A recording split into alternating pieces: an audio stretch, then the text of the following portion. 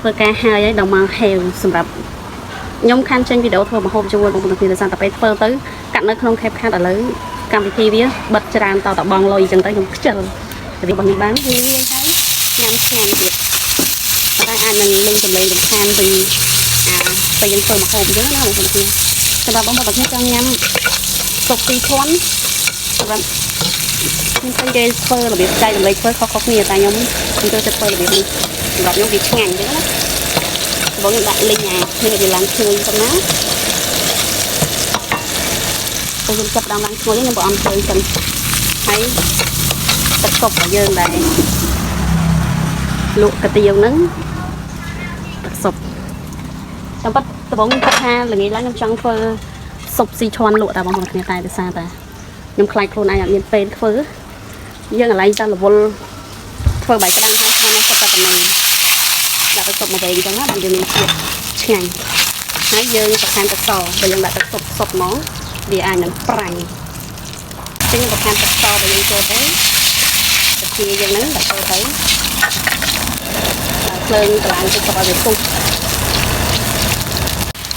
លើទឹកស៊ុបយើងចាប់បានពុះហើយខ្ញុំកូរវាម្ដងទៅវារៀងអន់ពុះពេលវាពុះយើងចាប់ដើមយកកត្រងស្អាតមួយណាត្រងកាក់គ្រឿងនឹងឡើងបងប្អូនគ្នាដោយសារតែពេលបើយើងអត់ត្រងទេពេលដែលយើងញ៉ាំវាហាងនឹងអាគ្រឿងដែលគេដាក់នៅក្នុងស៊ុបហ្នឹងអញ្ចឹងបងប្អូនគ្នាចង់ញ៉ាំកុំឲ្យហាងយកកត្រងស្អាតណាដុសគ្រឿងវាចេញអស់ទៅរសជាតិវានៅដដែលបងប្អូនគ្នាមិនមែនថាយើងដកគ្រឿងយើងចេញទៅវាលែងឆ្ងាញ់ទេអត់ទេនេះបន្លែសាច់របស់យើងដាក់ចូលទៅហើយខ្ញុំដាក់សរសៃកាទៀវសម្រាប់សរសៃកាទៀវរបស់ខ្មែរយើងណាបងប្អូនគ្នាប៉ុន្តែសរសៃកាទៀវវាធំដូចសរសៃរបស់ថៃដែរមករយៈនេះអីវ៉ាន់របស់ថៃមួយចំនួនគឺអត់មានលក់អីអញ្ចឹងរបស់ខ្មែរយើងចាប់បានមានប្រាហើយយើងអាចធ្វើបានខ្លួនឯងគាត់ថាការពីដំបូងដែលខ្ញុំទិញកាទៀវខ្មែរដំបូងហ្នឹងសរសៃធំនេះវារៀងស្អិតទៅបងប្អូនទីទៅពេលខ្ញុំក៏ប្រាប់ទៅអ្នកដែលយកមកលក់ខ្ញុំតអញ្ចឹងទៅហើយប្រហែលជាគាត់ប្រាប់អ្នកធ្វើបន្ថែមហ្នឹងមកទៅឥឡូវសរសៃកាទៀវនេះឆ្ងាញ់ជាងមុនខាងកដោះគោរាវមានអារម្មណ៍ថាដូចស្ទើររសជាតិអីចឹងណាអញ្ចឹងមកតែប៉ុន្តែបើសិនជាយើងធ្វើលក់អាចធ្វើឲ្យវាទឹកស៊ុបអីគ្រឿងផ្សំអីដដែលគាត់ថាបន្លែដែលយើងដាក់អាចទៅនៅជាងនឹងទៅហើយយើងស្រោះឲ្យវាលយតិចមកដែលលក់បានហើយសម្រាប់អ្នកចង់លក់ស៊ុបស៊ីឈុនប៉ុន្តែសម្រាប់ខ្ញុំគិតថាបងប្អូនគ្នាលក់ស៊ុបស៊ីឈុនគួរតែល្ងាស់ឆ្អឹងដើម្បីយកជាតិបន្ថែមបើសង្ឃឹមទៅលើដុំស៊ុបស៊ីឈុនហ្នឹងសម្រាប់ខ្ញុំគិតថាវាអត់សូវមានជាតិទេអញ្ចឹងតែប៉ុណ្ណឹងហើយស្រាច់ដុសញ៉ាំបានបាត់ហើយ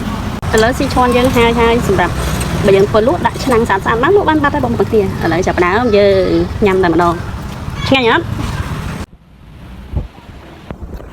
មើលទៅគីឡូខ្ញុំមិនអាចចុះទេធ្វើបាយក្តាំងហើយមិនតាន់ទេឃ្លានតែម្ដង